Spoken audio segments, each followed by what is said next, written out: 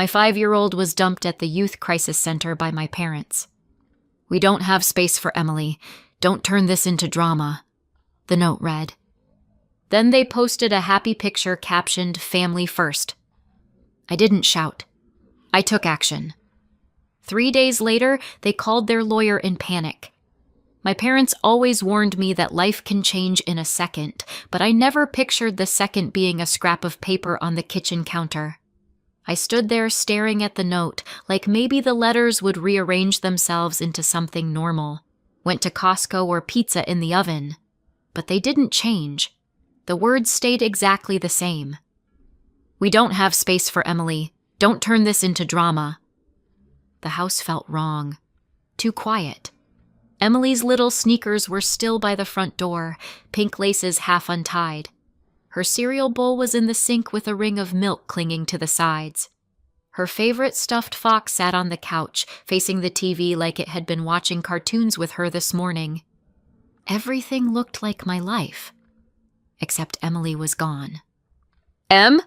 I called, even though I already knew she wasn't going to answer. "Em, baby?" Nothing. Just the hum of the fridge and the tick of the clock Mom insisted wasn't loud. I walked down the hallway. Emily's door was open. It shouldn't have been open. Her room was wrong too. The unicorn bedsheet was gone. The posters were gone. The shelf where she kept her crayons and broken plastic tiaras was empty. The closet doors stood wide open, hangers bare, floor completely cleared. The only thing left was a faint rectangle on the carpet where her toy box had been. I didn't think. I just spun around and nearly hit the doorframe again. They were all there. My mom, my dad, Jessica, sitting like they'd been waiting for me to discover the crime scene. "Where is she?" My voice wasn't even a voice. It was a scrape. Mom lifted her eyes like this was inconvenient. "Natalie, don't start." "Where is Emily?" I repeated. "Where is my daughter?" Dad exhaled through his nose. "You saw the note." "That wasn't a note," I said. "That was a threat disguised as handwriting." "Where is she?" Jessica leaned her hip against the counter, mug in hand like she was hosting a brunch I wasn't invited to. "Nat, you're spiraling. You need to breathe." "Tell me where my child is," I snapped. Mom's face didn't move. "She's fine. She's safe. The youth crisis center said they could take her right away." My stomach dropped so fast I actually reached for the wall. "You took her to a crisis center?" I whispered. "Without telling me?" "You were working," Mom said. "Like always. You can't do everything, Natalie. Someone had to step up." "Step up?" I laughed, and it sounded unhinged even to me. "By making my daughter disappear?" Dad pushed his hands into his pockets like he was tired of supervising a tantrum. "You're not listening. This house has limits. We can't keep supporting you and Emily forever. It's draining. It's unfair to everyone." "To who?" I shot back. "To Jessica? To Aurora? To your wine budget?" Jessica's expression tightened. "Don't drag my family into your chaos. This is about you not coping." "Coping," I echoed. "Right. My 5-year-old is gone, and we're grading my coping skills." Mom stood, smoothing her sweater like she needed to look tidy for the announcement. "This is for the best. Emily will get stability, routine. You'll get a chance to reset your life without constantly drowning." "Where?" I demanded. "Which center?" Dad shook his head. "Don't make this harder. Just accept it. You bring that kid back here, you're out on the street. And believe me, out there, you won't last a week." I stared at him, at the man who'd taught me to ride a bike and told me monsters weren't real. "You think I'm afraid of being alone?" I asked quietly. "I've been alone in this house for years." Jessica rolled her eyes. "Oh, please. Which center?" They exchanged a look, the kind that means she's not letting this go. Finally, Mom muttered the name and street like she was giving me directions to return a library book. I didn't thank her. I didn't say anything. I just grabbed the note, walked out, and slammed the door so hard the frame shook. The drive blurred. 1 second I was on our street. The next, I was in front of a beige building with pastel handprints painted on the windows. The kind of place that tried too hard to feel comforting and landed squarely on Erie. I walked in, heart pounding so loud I almost couldn't hear myself speak. "My daughter," I said to the receptionist. "Emily. She was brought here this morning. I'm her mother." The woman blinked, startled. "Oh, your parents told us they lied," I cut in. "Where is she?" A second receptionist stood up. "Ma'am, we need to verify..." "Verify what?" I snapped. "That I exist? That I didn't abandon my own child on a random Tuesday? My parents took her while I was at work and dumped her here. They left me a note." I slapped the note onto the desk. The receptionist flinched when she read it. A woman with a badge came out from a hallway. She looked like she'd been in too many rooms where someone was crying. "Come with me," she said. Her office had a box of tissues and a framed poster of clouds that said, "Every storm passes." I hated it immediately. "Ms. Natalie Dalton?" she asked. "Natalie is fine." "All right. Natalie, your parents said you asked them to place Emily here. They signed the intake." "I didn't ask for anything," I said.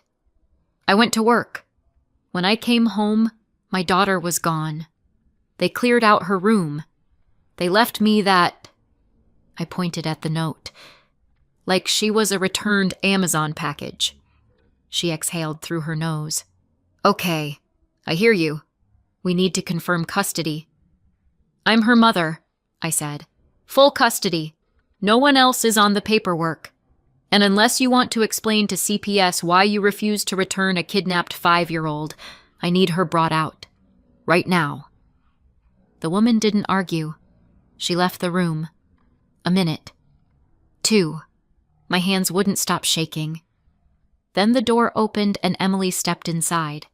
Her hair was messed up from stress fidgeting. Her cheeks were blotchy. She held her little backpack to her chest like a life jacket. When she saw me, she froze, then ran. "Mommy!" she cried, voice cracking. I caught her and held on like someone might try to pry her away again. She buried her face in my shoulder. I felt her breath hitching in little jerks. "They said you didn't want me," she whispered. My throat closed. "Never," I said.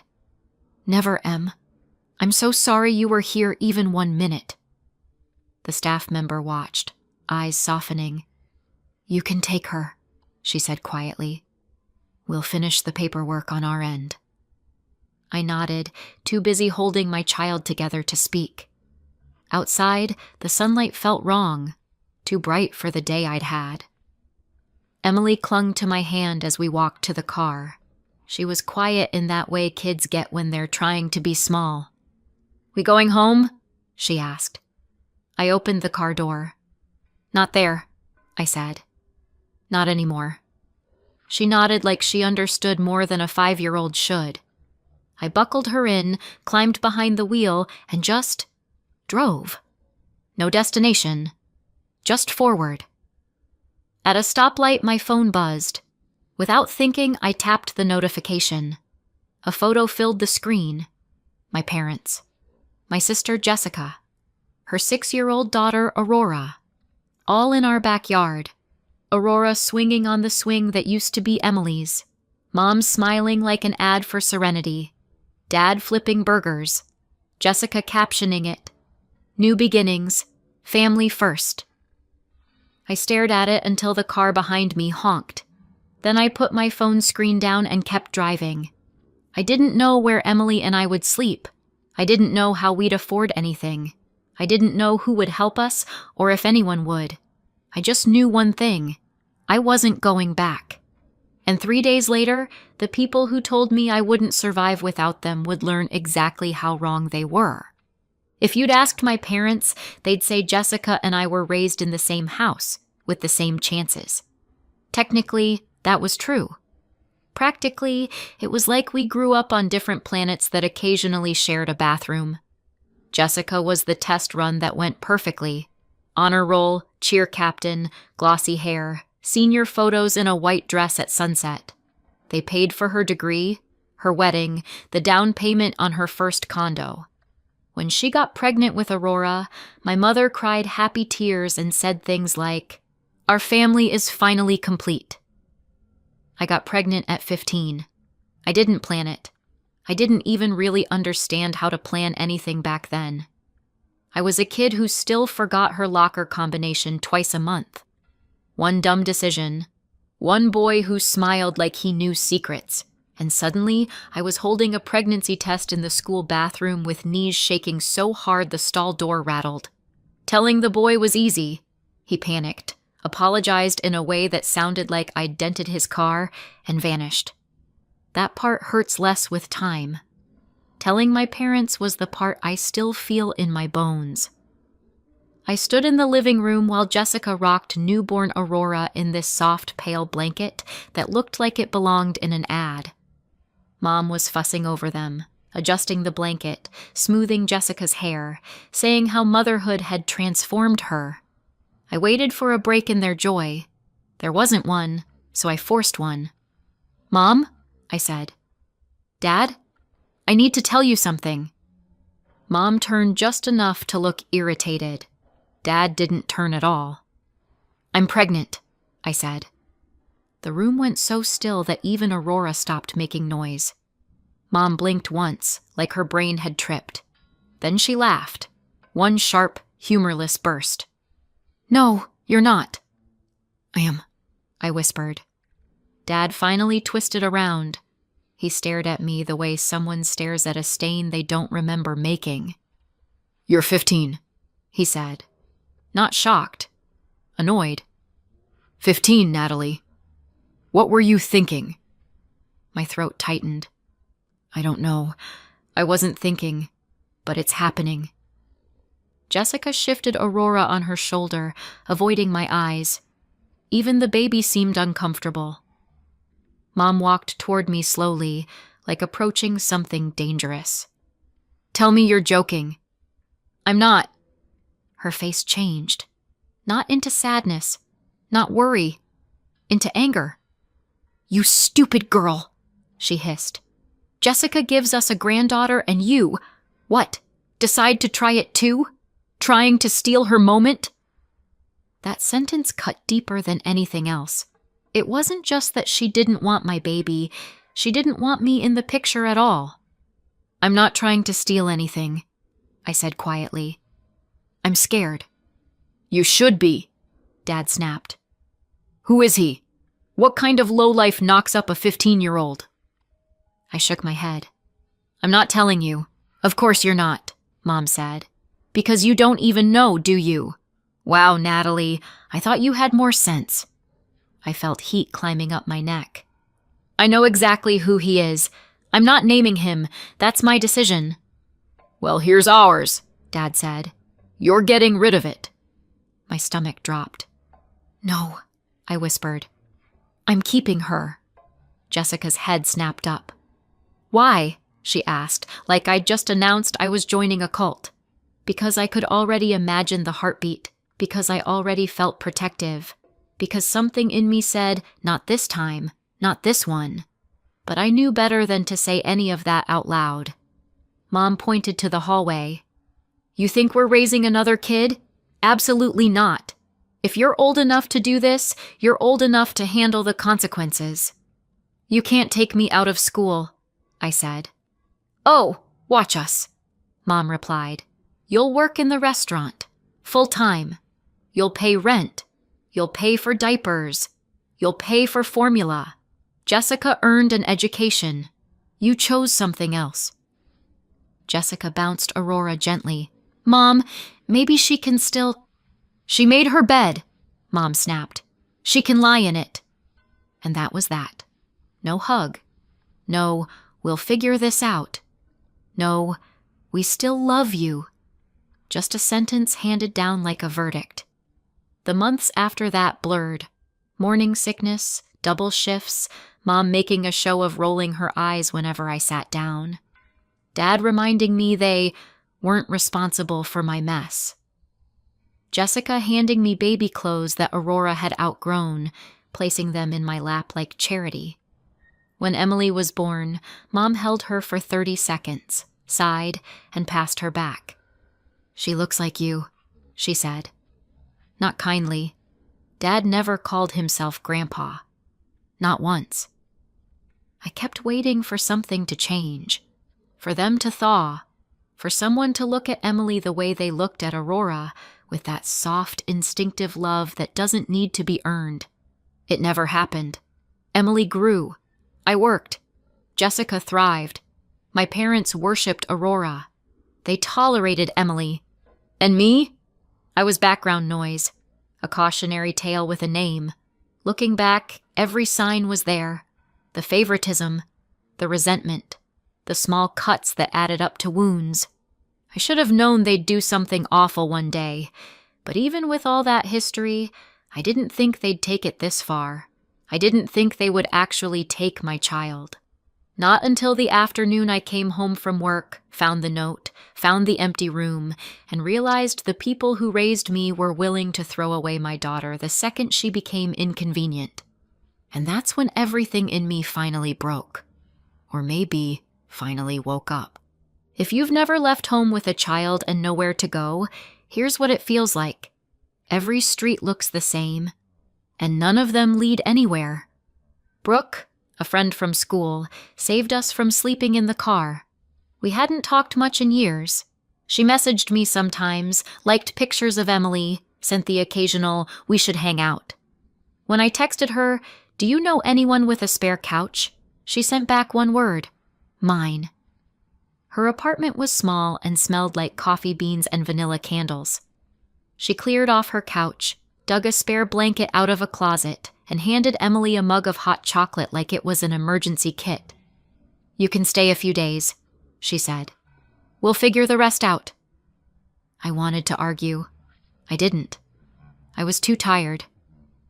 The next morning, while Emily drew pictures at the kitchen table, Brooke sat on her phone and fired off messages like a general organizing troops.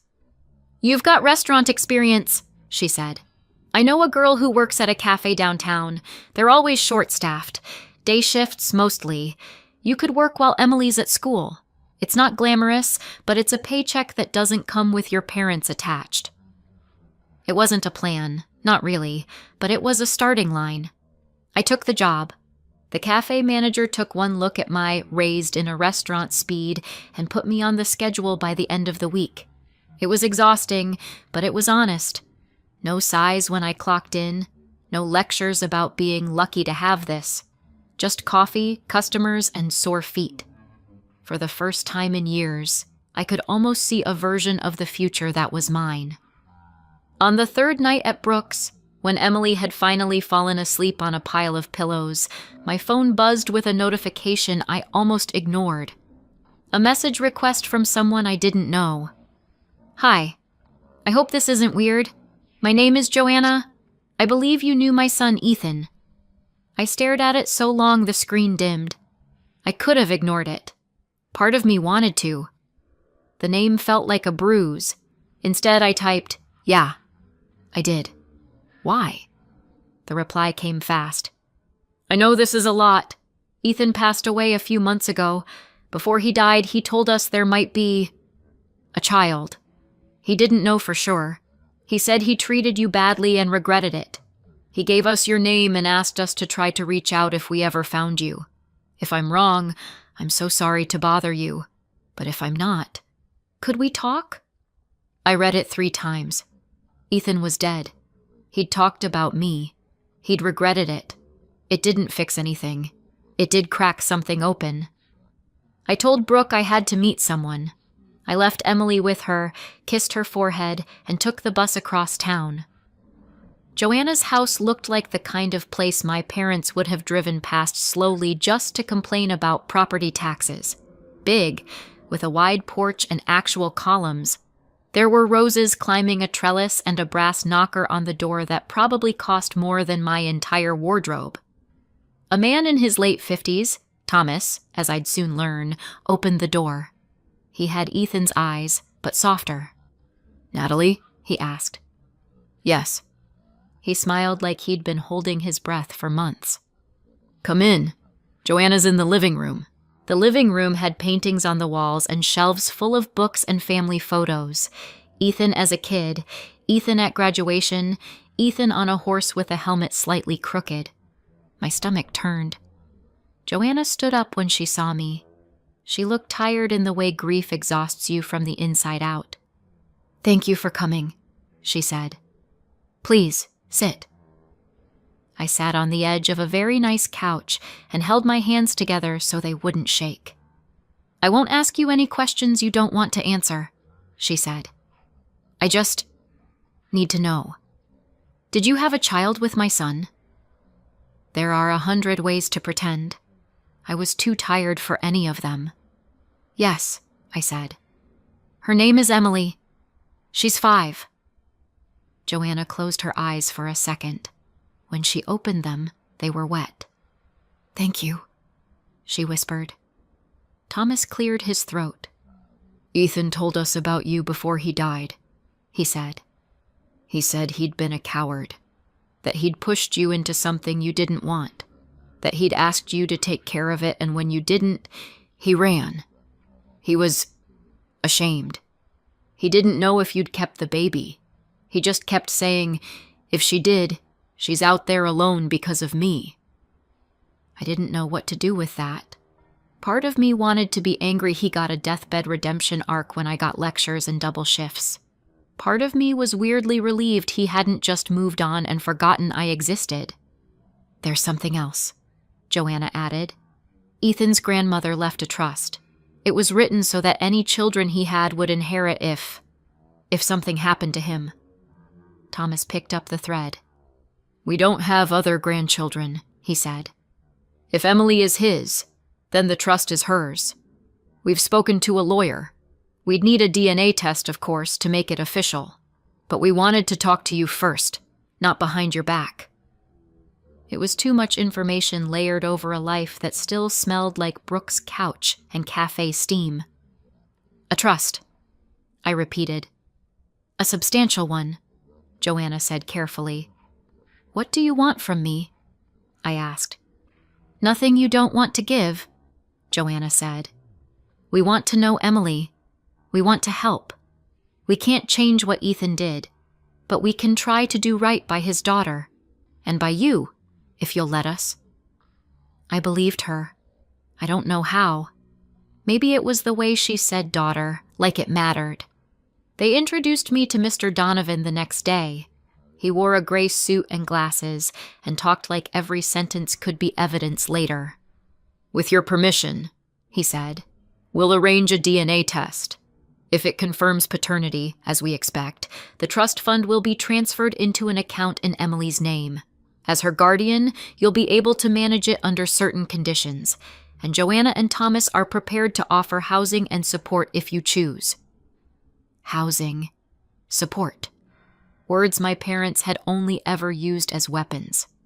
I signed the consent forms. My hands still shook, but this time it wasn't from fear alone. If life were fair, the story would have ended with the DNA test. A tidy little bow, me, Emily, Joanna, Thomas, all smiling awkwardly across a dining table like one of those insurance commercials. But life wasn't fair, and 3 days after the test, the real nightmare started. It began quietly, the way thunderstorms sometimes start with that weird pressure drop you only notice if you're paying attention. Suddenly, my phone was full of messages I didn't understand. "Are you okay? Your parents are devastated. Praying for your healing. You didn't have to run away." Run away? I was literally wiping tables at the cafe and eating leftover muffins for dinner. Running away would have required energy. Then Jessica posted something vague and melodramatic, like she was auditioning for a soap opera. Sometimes doing the right thing breaks your heart. And people commented things like, "You're so strong," and "Poor Aurora, this is so hard." It took me a full hour to realize the hard thing was apparently me existing. Then Joanna called. Her voice was gentle, but too careful, like she was holding a fragile box and wasn't sure if it was empty or full of snakes. "Natalie Dalton, we received a message from your parents." My stomach dropped. People only use your full name when something's wrong. No one ever says Natalie Dalton before offering you free cookies. "What did they say?" I asked. There was a pause. Not long, but long enough for my heart to start mapping escape routes. "They implied you might have been struggling," she said softly. "Emotionally." Another pause. "And that you recently abandoned Emily." My mouth went dry. "What?" "They said they rescued her," Joanna continued, voice cracking. "They said the note was forged. They attached screenshots, statements. They sounded very concerned." For a second, the room around me blurred. Brooke had to say my name twice before I remembered I had a body. "They're lying," I whispered. "I want to believe you," Joanna said. "I do, but this is serious, and with the trust, we need to be careful. We need to understand what happened." My parents hadn't just spread rumors. They'd gone for the nuclear option. Make everyone doubt me. Even the people who barely knew me, the ones who actually wanted to help. I hung up and stared at my hands for a long time. They looked like her hands. The hands of a girl who'd carried plates at a restaurant since she was 16, who'd never been given the benefit of the doubt. If they could convince Joanna and Thomas, they could convince anyone. The next morning, the official hit landed on Brooke's doormat. A letter, thick envelope, lawyer's logo, my full name printed like a threat. Petition for emergency custody. I read the first paragraph and had to sit down. According to them, I had kidnapped Emily, abandoned her at the Youth Crisis Center, forged a note, fled the family home, endangered my child, manipulated Ethan's family for money, and was emotionally unstable, historically irresponsible, and unfit to parent. Brooke put a hand on my shoulder. "Nat, what are you going to do?" What was I going to do? I was going to fight. Even if the fight killed me. I took every dollar I had, plus a loan I had no business taking, and hired a lawyer. A real one. The kind who didn't blink when I explained the whole story in the span of one breath. He closed the file slowly. "Your parents are thorough," he said. "But lies often look polished because they've been rehearsed." "Great," I muttered. "Glad they rehearsed." We prepared for court in Brooke's living room. Emily colored at the coffee table, humming softly. Every so often she'd look up and ask if we could go to the park later. I kept saying maybe, even though I didn't know if I'd have her next week. Nights were worse. I lay awake listening to Brooke's refrigerator hum, imagining every possible ending. My parents winning. Joanna and Thomas deciding I was too unstable. Losing everything I'd spent 5 years trying to build. The fear was a physical thing. Heavy, constant, unanswered. Finally, the court date came. Family court looks nothing like TV. It's too bright, too beige, too full of people trying to decide which version of a story is least painful. My parents sat together, all sad eyes and trembling hands. Jessica sat next to them, Aurora on her lap like a prop. Their lawyer wore a suit so crisp it practically crackled. My lawyer leaned over. "Remember," he whispered, "you don't have to outperform them. Just tell the truth." Easy for him to say. He wasn't raised by people who could lie like they breathed. The hearing started. My mother went first.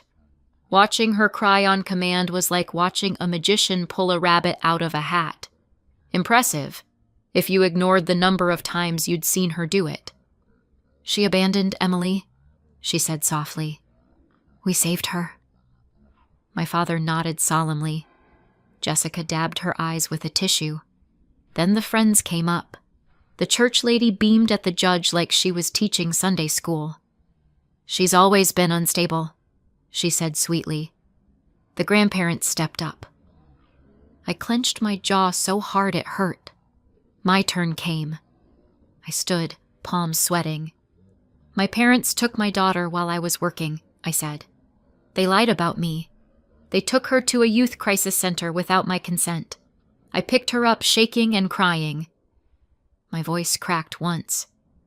I didn't apologize. The judge studied me for a long moment, then set down her pen. "I'd like to hear from the child." Everything inside me froze. The bailiff brought Emily in.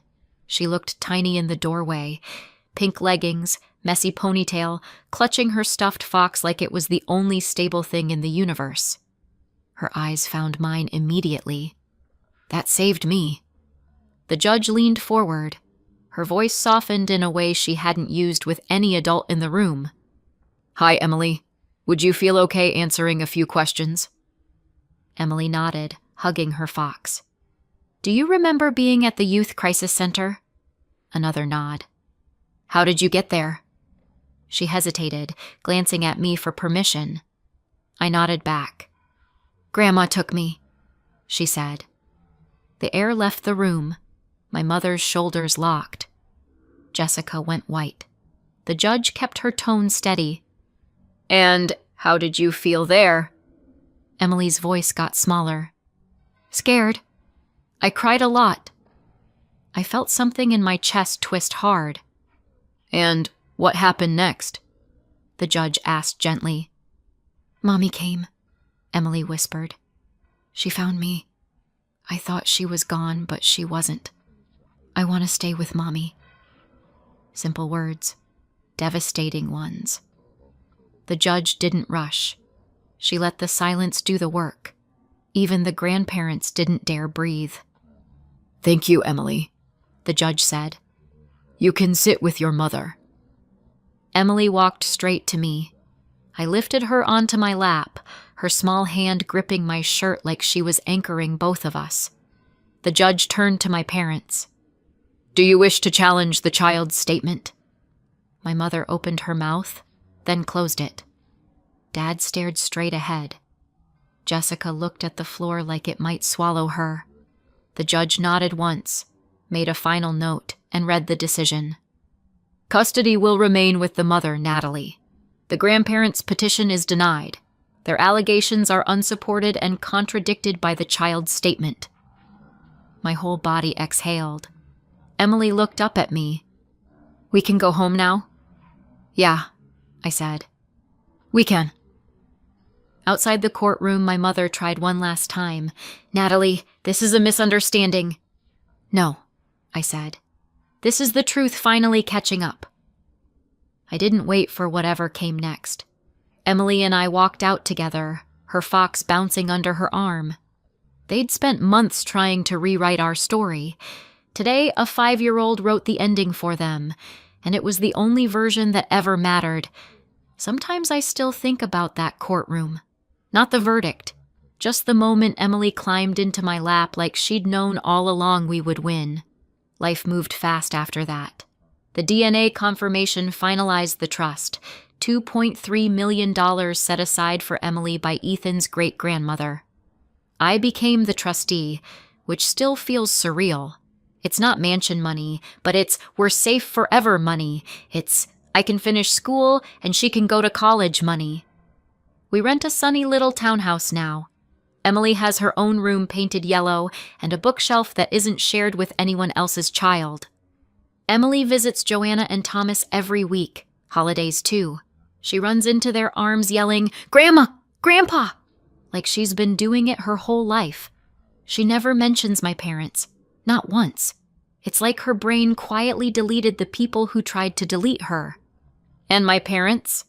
Their restaurant shut down after the truth leaked. Boycotts, bad reviews, empty tables.